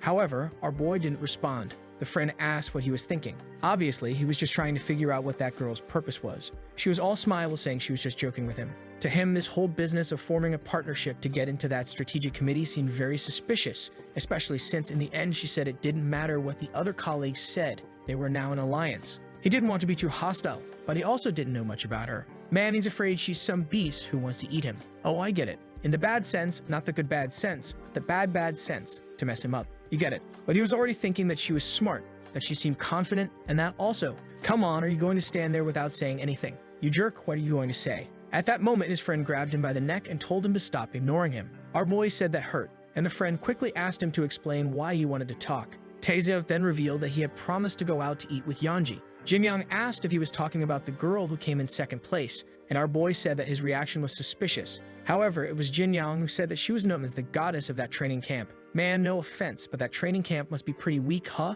Our boy asked since when, and the friend said since the first day, explaining that it's because she's extremely beautiful and intelligent in the department. Look, and our boy interrupted, saying that's enough of that. The friend then asked when they were going to eat together. Our boy stood up and said, now. The friend knew that she was in second place, our boy was in first, and he was in third. That distribution didn't seem like a coincidence. Our boy said it wasn't a coincidence. He asked if Jin-young was also aiming to get into the strategic planning office. Jin-young asked why he wanted to know that all of a sudden, and if it had anything to do with the dinner. He said it was Yeonji who mentioned it to him, and that she also said he could invite others who were at the top of the leaderboard, which is why he was inviting his friend. Our boy said he should have mentioned it, but his friend said it was fine. He said yes, that has been his goal since he started studying at law school. Our boy asked if he wasn't lying, and he said no, that had always been his dream. Now in front of a bus stop, someone's mother was waiting for her kids, wondering if the boy would really be late. But look, there he is arriving, right? The most beautiful of all the workers flashed a smile. However, she then noticed that our boy had brought someone along. She got a bit upset, right? She wanted the president's son all to herself. Jin-young greeted her, and she said she thought Taeseok was going to come alone. Our boy said it was a surprise to him too. He thought someone would come with her. At the restaurant with the food already on the table, everyone was looking at Taeseok, who had a strange expression. He couldn't quite figure out what she was thinking, and his friend made a comment to lighten the mood, saying it was an honor to be with her at the table. She said she felt honored too. It was just sad that she couldn't buy something even better for them. Confused, Jin-young asked what was wrong. She said that the two of them being first and third place was incredible. Our boy said it was incredible, but that she was also impressive for being in second place. However, she just glanced at him and returned to eating with a blank expression. She then said she would explain the reason for this meal. She said everyone already knew about his group and the 5 children, who always got good grades. Even though no one talked much about it, everyone knew. A guy who strangely memorized all of Elsung's gymnastics, as well as aced the first test. Not only that, but he also ensured that 5 others succeeded as well. And because of that, the senior from Team C got very angry. And because he didn't share tips about the gymnastics, everyone lost 0.25 points. And of course, the leader was replaced. He said it was sad to hear that, and she said it was okay since she received the position of leader. Jin-young then asked what her true intention was today. Was it to gather more information on the competitors or to remove obstacles to get into the strategic planning office? She said she had nothing to hide, so she would say it outright. She wanted to meet the person who dared to steal her first place, and also get to know his 5 brothers. And when she heard about Taeseok's incident, it made her angry, and she thought she wanted to get to know these people better. She said she was indeed aiming to get into strategic planning and asked about them. Jin-young confirms that he's also interested, and our boy says he hasn't decided yet. He's just doing his best every day. She says that's disappointing since doing your best is what everyone does. She asks where else someone like him would go if not into strategic planning. She mentioned that he should consider it since he didn't know much about those 5 kids of his. But there was a way to ensure he'd stay in the top 5. He says he doesn't know how that would be possible, but asks if it wouldn't be better for her to choose someone from Team C. But Jin-young covers his mouth and says the boy is lying. On the way there, he asked if he was also going, and that also indicates that he intends to. She says it's a relief to hear that he's not completely lost, at least, because if that were the case, the meeting that day would have been unnecessary. Man, this idea of the strategic office is self-serving. Calm down, girl. Our boy asks if it's guaranteed that the top 5 will go there, and she says yes. Jin-young mentions that with this girl and the 5 in his group, that makes 6, so someone would be left out. She says that's how life is. They're competitors, and not everyone will succeed. She asks what they think about a negotiation. Back in college, she was a cheerleader, which gave her an advantage in group events. That's when our boy discovers that there will be some calisthenics events involving large groups of people. In total, you could earn up to 150 points, with 50 of those for being the group conductor. That's why she's confident she'll secure first place with the bonuses. And there was a way to make him the conductor for the men, which would also put him at the top. He wants to know what she gains from this, since if he becomes the men's conductor, she loses the chance to be in first place. The office lady takes a sip of her coffee and says she wants to be accepted into his study group. Our boy didn't expect that. That's when it dawns on him that the top 6 in the entire place are the people who study with him, except for her. Maybe she wanted to spy out his study group. Let's be honest, there are like 3 girls in there prettier than her, but I didn't say anything. Let's just leave it at that. What he's thinking is that he doesn't mind her joining, but it's up to the rest of the group. He says he'll ask the other members because it's not something he can decide on his own. She says she understands and will wait for his answer tomorrow. The scene shifts to the study group with him breaking the news. The girl on the right asks who wants to join, and he reveals that it's Seo Yeonji. Immediately, the guys say they're obviously okay with her joining. Another girl agrees, saying that the goddess is in that place. The guy chimes in again, saying it's forbidden to refuse the smartest and most beautiful girl, and he wants to know if he needs to buy fried chicken to celebrate her arrival. Then he mentions that she's not joining for free since the condition is that he'll be the conductor for the mass games. Another girl says that's less important since it would be good to have her in the group, admitting she's jealous of her looks, but honestly, she's not sure. Now they're drawing all of them unattractively, probably to make us think the other girl is prettier. You slay artist. Everyone is excited, talking about buying fried chicken and drinks. Our boy realizes the reaction was much more positive than he expected. Later that same day at 10 p.m., our boy was explaining the material to everyone as usual with his hack. Then someone asks if they can come in. Of course it's her, now without her office outfit.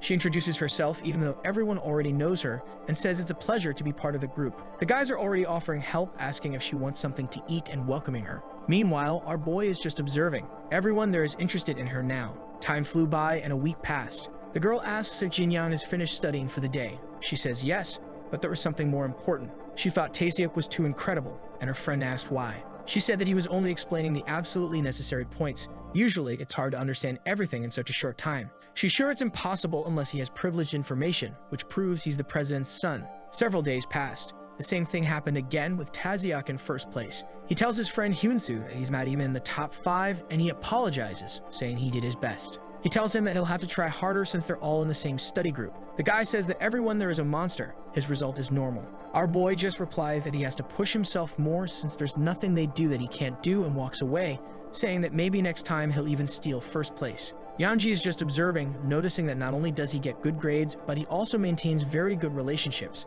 Maybe it's because he has an easygoing personality and a good sense of humor. That's why that group likes the boy. Look how surrounded he is. What she finds strange is that the son of a wealthy family should have something odd about him. However, for her, this was fun. Fun how exactly? The scene shifts to someone making a PowerPoint about some company things. Of course, it's our foolish boy who's struggling. Jinyoung says his presentation time is coming up and asks if he needs any help. Our boy says that unfortunately, this is something he has to do on his own, but he appreciates the offer. He's all confused, not sure what to write in a certain part. It wasn't easy and time was running out. But don't worry, the little system pops up. It appears right in front of him, saying there's something in the shop. He had earned 2 honorary points for staying in the top one for 2 consecutive weeks. He's curious and wants to know what items are available. The first ability is PowerPoint Master, and the second is Presentation Mastery. Easy mode, huh?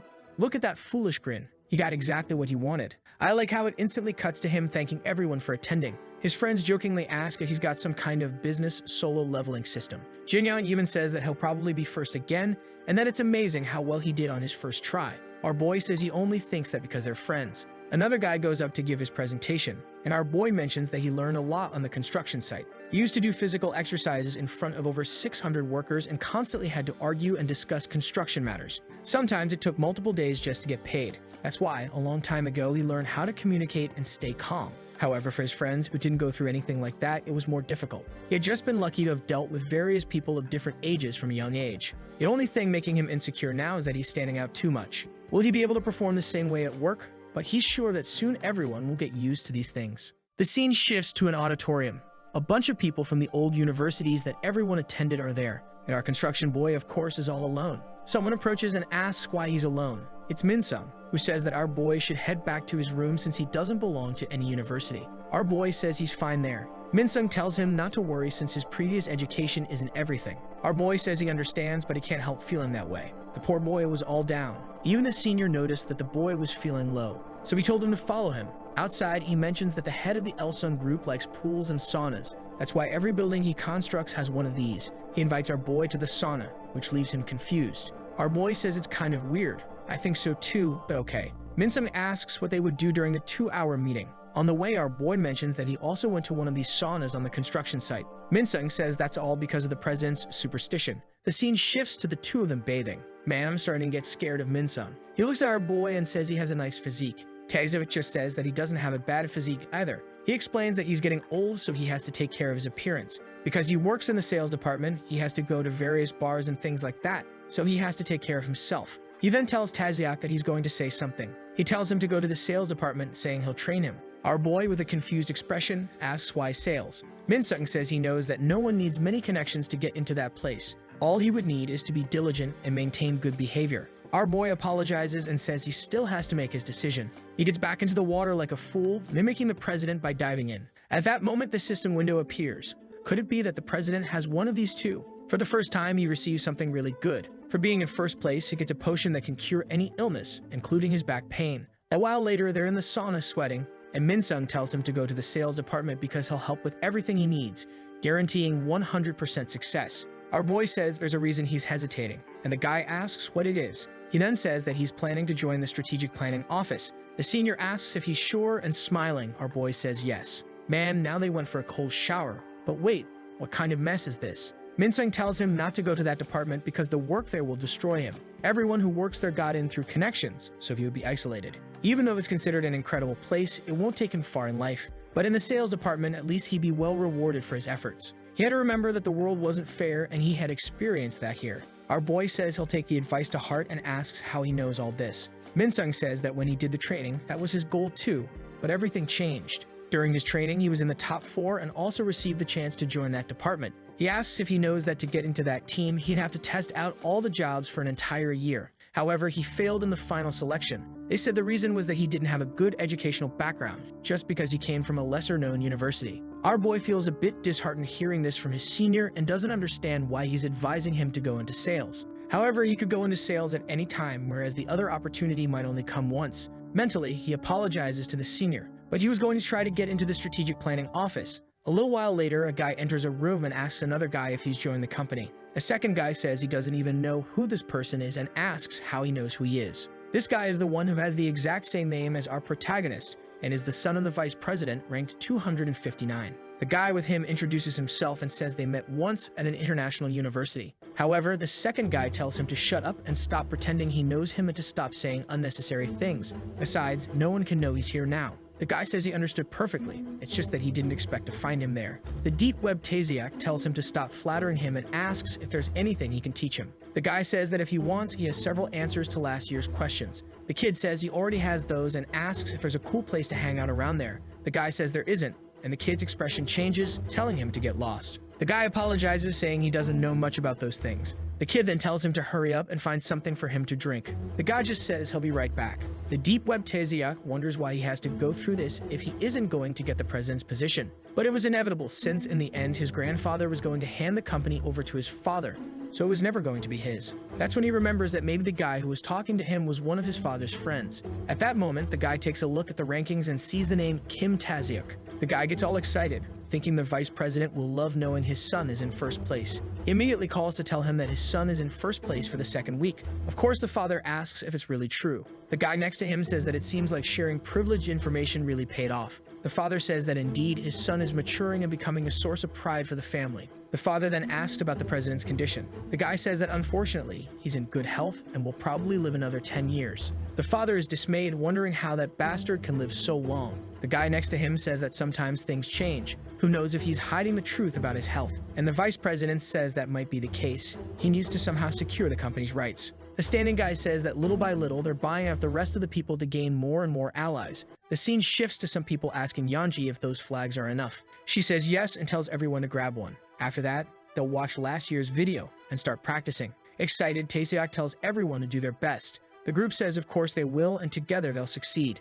With that, the practices for the mass games began. Man, they're learning to dance K-pop for the company. Our boy's legs are hurting, but where's the back pain now, huh? That one's gone. Everyone kept practicing and watching our boy on stage. The announcement was made that the mass games would begin. All of Taesiak's friends were supporting him and giving their best. Everyone had to grab a flag of each color, and the final practices began. But of course, there was bound to be a little problem. One of the guys from our boys group goes up to the deep web Taesiak and tells him to put in some effort, but he just responds by asking who the hell the kid thinks he is. The poor guy knew he wasn't very good at this, so he decided to tell Taesiak. He informed him that the guy with the same name wasn't cooperating, and our boy said he'd go talk to him. Back he goes, getting involved in another mess. He introduced himself and asked if the guy had the same name, who confirmed he did. Our boy just asked if he was dissatisfied with something and if he could help with anything. The guy just told him to stop bothering him. Then our boy asks if he wants to be taken off the team. The guy is shocked. What do you mean? Our boy says he can leave him out of the team and say he got injured. That way he won't lose points. After all, they had plenty of people anyway. Excited, the deep web Taesiak asks if he'll take responsibility for that. With that, the mass game started a few days later. I thought it was going to be that day. Man, what kind of ridiculous outfit is this? I told you it was K-pop. Everyone was organized, ready to perform the choreography. And our boy was coordinating the men's group, shouting that it was for Elsung. He's turned into a coach, that rascal. Up there, a guy was recording with a camera that looks like a bazooka. One of the guys watching turns to the director and says that the atmosphere in that training group seems pretty good. Both conductors were doing very well. It was definitely worth paying attention to them. The camp director says it seems he liked Mr. Taesiak from Hyundai. His positions would be taken into consideration. The vice president asks if the kid's name is also Kim Taesiak. The real one is looking at his name in 257th place. He's been in the same spot for 3 weeks and wonders if that bastard does anything besides studying. He didn't want his father to know about something like this. And right at that moment, his phone rang. He wondered what was going on. The limits on his credit card had been significantly increased. He got emotional, wondering if his father was in a good mood. They then held an executive meeting to review the new employees, and the guy at the table mentioned that his grandson was in first place. The old man was shocked because he knew the boy was useless, and the other person said there was even a chance he could really end up in first place overall since he was 18 points ahead of everyone else. The grandfather already knew that for the boy to be in that position, something very dishonest must have been done. Another fool, one of those watching who I thought was the father but isn't, said that he was also there at the mass games and saw that Kim Taesiak was doing very well, coordinating everyone. The grandfather questioned if this was really true. He knew that this guy had no reason to lie, so he decided he would have to check the video. If Taesiak had really led everyone, it meant the boy had matured. With that, they turned off the lights and said they would play the videos. Everyone was watching closely. Yanji appeared first, cheering everyone on. Then our boy started with his coaching speech. The guy next to him said it was truly incredible to have such a talented grandson. And there was our boy shouting in front of everyone. However, the father stood up startled, asking who that lunatic was because it wasn't his son. He knew it didn't make sense.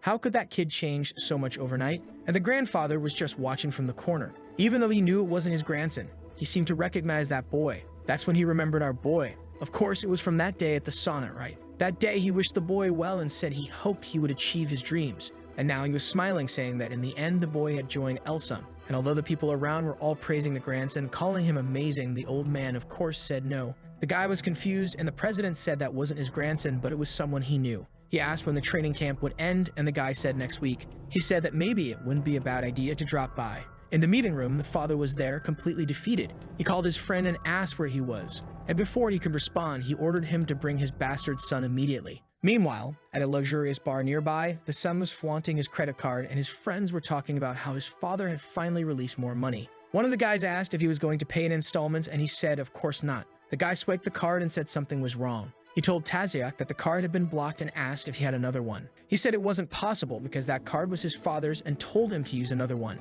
The guy swiped it again and said something was strange. However, this card had also been blocked and registered as lost. Confused, Taesiak said something was off. His father had just increased his limit. The guy asked if he had another card, and he stood there, all awkward, not knowing what to say. The guy warned him that if he didn't have a card or money, he would have to get to know the police. A little later, they were going on an excursion to explore parts of the city. It was worth 20 points, but those who didn't want to climb the mountain shouldn't participate. Minsung said the training was almost over and asked our boy how he felt. He said he was satisfied because it had been well worth it. The senior then commented that he had impressively stayed in first place until the end, while the girl nearby seemed either tired or angry. But the people in our boy's group were all smiles. He informed the group that the nighttime hike would be dangerous, so he told everyone to always move in pairs. With that, off they went on their nighttime adventure. Our boy looked back and saw that everyone seemed a bit exhausted. This nighttime hike wasn't so easy. It was a paved path. Or maybe it wasn't that easy as our boy was worn out. Minsung asked what was wrong because our boy looked exhausted.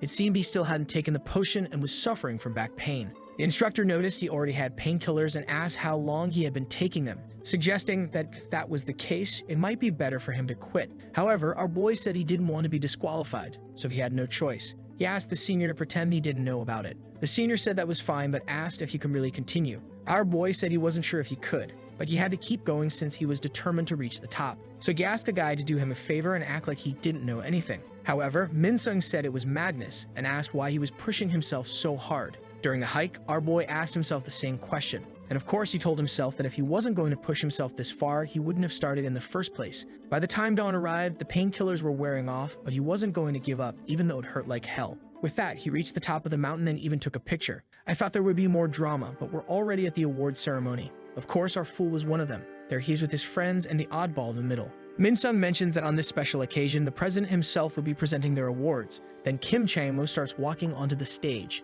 Everyone claps like fools. Our boy is curious to see this person since he never appears in the media. The old man comes out, all smiles, greeting everyone. And our boy is immediately shocked. Of course, he remembers who the old man is. Our boy starts sweating nervously and his friend next to him notices. She thinks to herself that she is Yeonji, and that today she has returned to repay the favor the president did for her 10 years ago. At this moment, Minsum announces that our boy will receive a certificate for his performance. The president asks him how he feels. He says he's very scared and can't believe it. The old man congratulates him and tells him to keep working hard. Obviously, the old man just wants to make more money. Our boy awkwardly thanks him. The president then tells Yeonji that she would have come in first if it were based on last year's standards. He encourages her to keep improving because the company needs more talents like her. She thanks him for his support.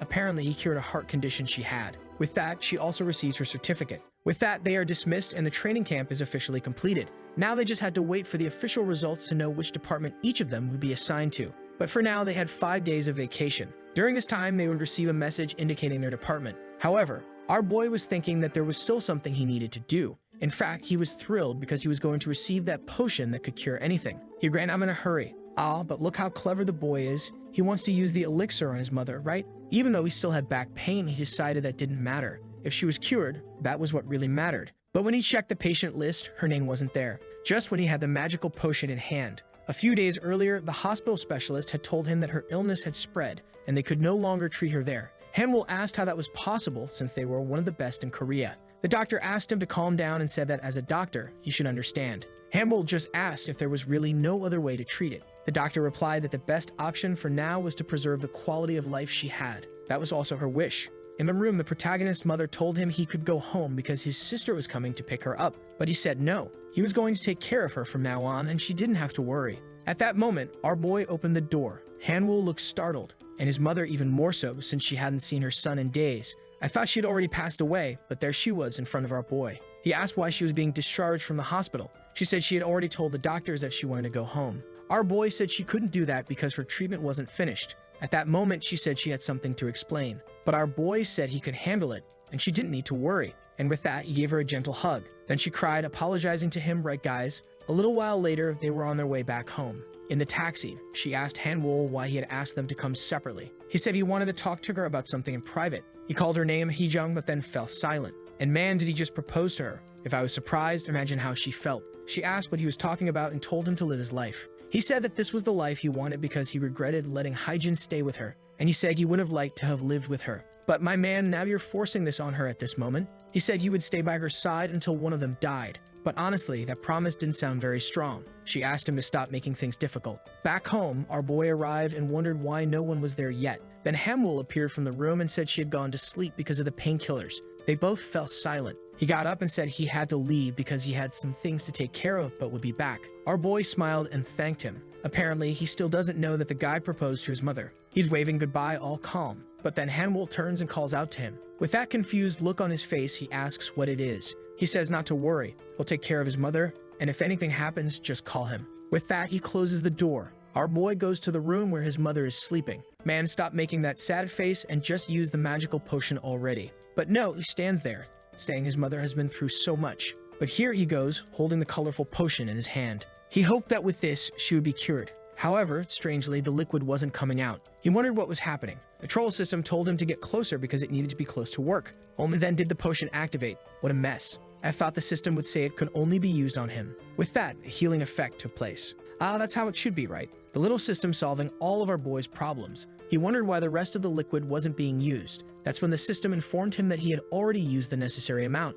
He was confused, not understanding anything, this fool, and the system told him to use the rest to heal his back. Our boy started wondering why it seemed like the system knew he would use it on his mother first and then on himself. The next morning, she got up feeling strange. Why wasn't she in any pain? It was like some kind of inexplicable miracle. And our boy was all smiles, right? That sneaky worker, a system king. He didn't know who this person was, but he wanted to thank them. A little later, Hanwol arrived and asked if she was really feeling well and if she wanted to walk down the stairs. She said she woke up feeling strong and was actually able to walk on her own. However, she asked if by chance she wasn't in a dream and would soon wake up. Hanwol said that first, they should talk to the doctor to find out what happened. Obviously, the tests confirmed that the entire disease had disappeared. As much as they found it unbelievable, there was no denying the results. Hanwol, being a doctor, kept insisting because he wanted a better explanation. But in the end, everyone had to accept that it was beyond understanding. He said that while miracles couldn't be ruled out, they would need to keep an eye on things. A few days passed and they adapted to their new life. Our boy received the message saying he had passed the first stage of the strategic planning office selection.